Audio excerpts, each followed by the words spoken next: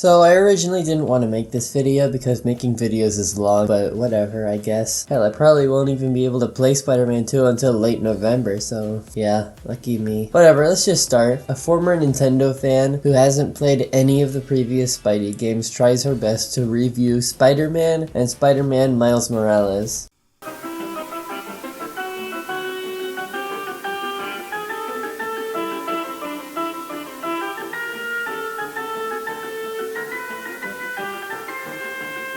So, I'm giving you all another video essay on a game, but this one isn't a cartoon mascot goo goo gaga platforming game. It's a PlayStation exclusive. Well, it was a PlayStation exclusive. It's open world and has all the cool stuff like combat and a skill tree. That's right, everyone, we're finally talking about Sonic Frontiers!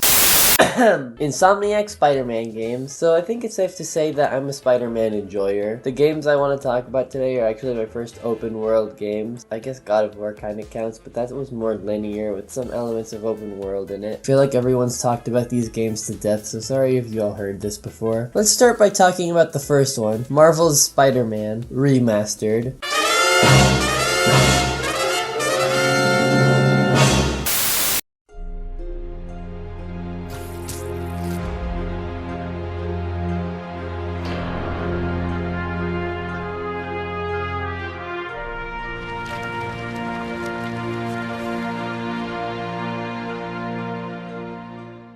I adore this game. It has one of my favorite versions of a character, and the gameplay is so satisfying to master. I know it's a bit of a meme, but the gameplay really does make you feel like Spider-Man. Before I talk about things like the story, I think it'd be easier for me to talk about the gameplay first. So it definitely lives up to the name of the game. You play this game, you're Spider-Man. The open world level design is swinging around in New York City, and good lord, the controls are amazing. It feels so graceful and full of variety. There's so many things you can do in mid-air. Swinging, point launching, doing air tricks for XP. Hey, wait a minute. I guess swinging can get a little boring when you get used to it, but it's still good in my book. While you swing around, there's small encounters of enemies if you want extra XP, and these come in the form of crimes that you have to stop as the web slinger. These have a little variety put into them, like muggings, drug trades, stolen vehicles, basically anything I like to do when I'm not on the internet. My only issue is that they have the same problem as the web swinging. It can get repetitive if you've seen every variant of crime in the city. This is a perfect segue to talk about the combat.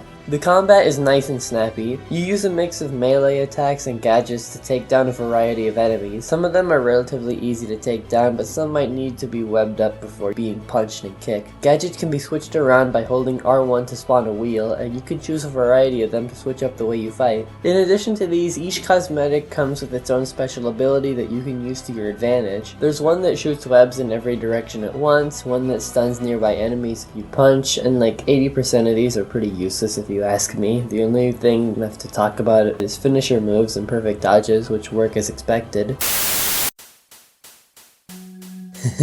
Look at those losers. They have to sneak around in order to progress the story.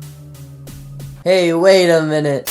Doing Spider-Man stuff isn't the only thing this game has to offer, for better or for worse. As you go through the game story, you get to play through some segments of the game that some players absolutely despise. The puzzles and the stealth missions. No, not those stealth missions, those are good. I'm talking about the ones where you play as MJ and Miles. This game sure does make you feel like Spider-Man, until it doesn't. They're fine, I guess, but they're a pretty mediocre portion in a game where the gameplay is otherwise really solid. The fans give the stealth sections plenty of shit, but they need to back the fuck away from the puzzle sections. I never mentioned this before, like ever, but I'm a huge puzzle game fan. If a game has puzzles in it, chances are I'm gonna give it a try. Remember when I said Sonic CD was my favorite Sonic game? Well, I lied! It's obviously Dr. Robotnik's Mean Bean Machine. Duh!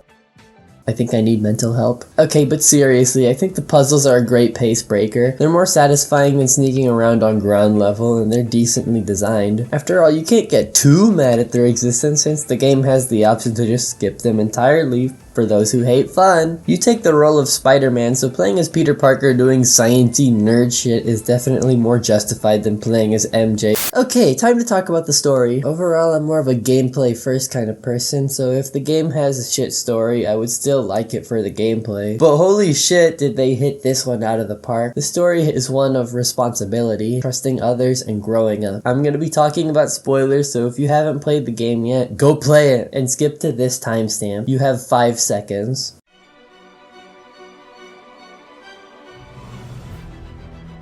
To sum it up, crime is at an all-time high once Spidey puts Wilson Fisk, aka the Kingpin, in jail. A major thing that Kingpin's arrest does is bring the demons into the picture. Led by Martin Lee, who we later find out is Mr. Negative, the demons sought to ruin Norman Osborn's reputation by sabotaging public appearances, poisoning the water supply, burning the crops, and delivering a plague onto New York. Okay, only one of those things is true. You did that! You!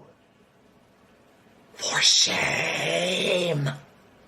Mr. Negative's plan to ruin Norman's reputation is to unleash a virus onto the city nicknamed Devil's Breath. The third act of the game has Lee break out multiple of Peter's previous foes out of jail to form this game's Sinister Six, along with Otto Octavius. Otto and Lee share the same motivation of wanting to ruin Norman, and Otto promises to cure all the villains if they join their team. Peter's normal everyday life has him volunteer at Feast, a homeless shelter that his Aunt May works at. After Miles loses his dad in a demon attack, Peter and him become good friends at Feast. Miles doesn't really do much in this game except be bit by a spider to set up his spin-off sequel, which I'll talk about soon. The character in Peter's life that gets the most attention is his ex-girlfriend, Lois Lane. I mean, Mary Jane Watson. Despite being broken up, MJ and Peter still work as a team and try to stop this whole Devil's Breath thing together. MJ mentions they broke up because Peter never let her do things on her own and always saved her as Spider-Man. But towards the end of the game, both of them learn to trust each other. I don't want to talk too much about the ending since that's everyone's favorite scene, but I will say that the ending is a great character moment for Peter. Aunt May is dying from Devil's Breath and Peter has the cure for it. If he cures May, the city can't mass reproduce the cure for all of New York, so Pete has to choose between New York suffering or let Aunt May die. After May reassures Peter that she's proud of all the accomplishments and reveals that she knew his identity all this time, Peter chooses to grow up and say goodbye to his aunt. It's one of the most impactful moments in the entire game and solidifies it as one of my favorite Spider-Man stories. So that was Marvel's Spider-Man. This game is amazing. Solid gameplay, amazing stealth and combat gameplay, and an incredible story to make this a must-play, not just for comic book fans, but for anyone who plays video games.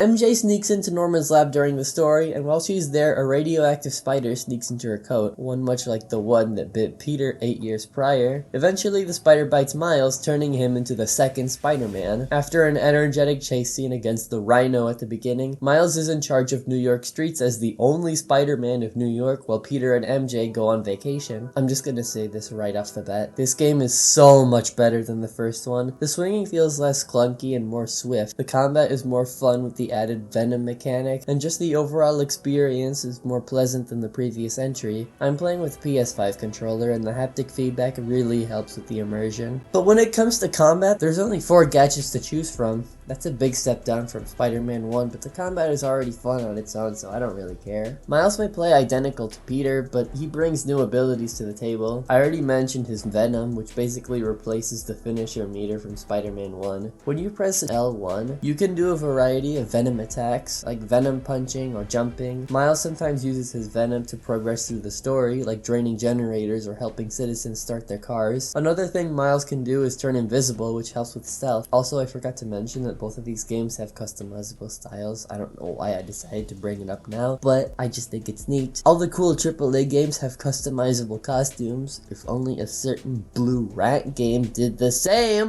Well, this isn't a nitpick, but I personally found the game a little short. I got to the point of no return and I audibly went, wait, already? but I honestly don't mind for 3 reasons. 1, this isn't supposed to be a super long story. It's a fun spin-off in between both mainline Spider-Man games. 2, I personally believe that a short and sweet game adds to the replay value. Beating the game warrants a second playthrough because it's just so damn fun. And 3, I'm not one of those toxic gamers who thinks that the length of a game determines its price or overall worth. That is stupid. Okay, time to talk about the story. Again, I'm gonna be talking about spoilers, so if you haven't played the game, go play it and skip to this timestamp. You have 5 seconds again.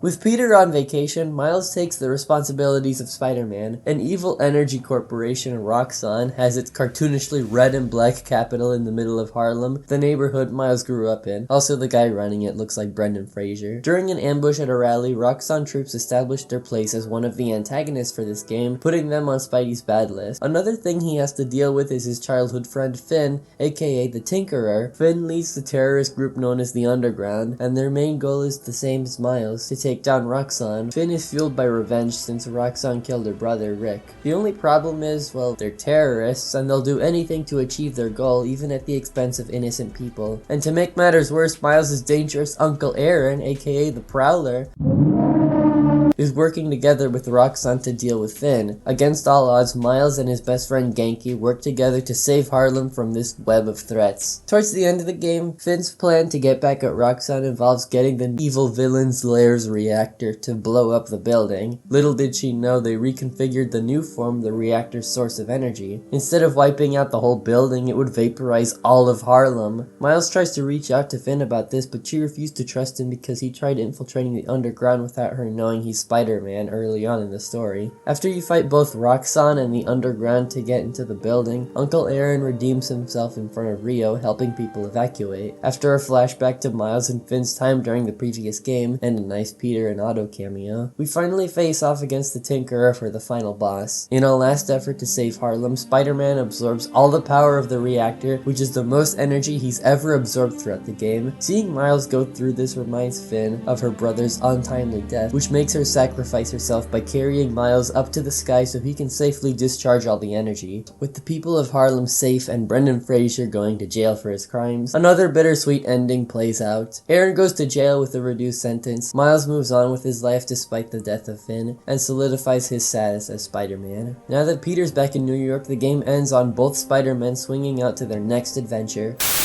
Also, I forgot to mention this while I was editing this video, but I just realized that the story for this game is kind of a rehash of the first game, which kind of isn't a problem for me. I guess it kind of is, but I don't think it really matters all that much. Besides, I think the second game is going to be much different than the first two. Anyways, so that's Spider-Man Miles Morales. A drastic improvement over the first game overall. It's shorter and it has fewer gadgets, but I personally had more fun with this game overall. I'll definitely be doing a new Game Plus for both of these games later on down the line. Insomniac is cooking something really special with this universe, and I honestly can't wait for Spider-Man 2. I obviously can't speak for it since it's not out yet, but I highly recommend picking up both of these games when you get the chance. They're both so much fun to play through. Okay, now it's time to talk about all the other Spider-Man games. Which one do you guys want to hear next? Spider-Man for the Atari 2600 or the Amazing Spider-Man 2 tie-in game? I hate New York.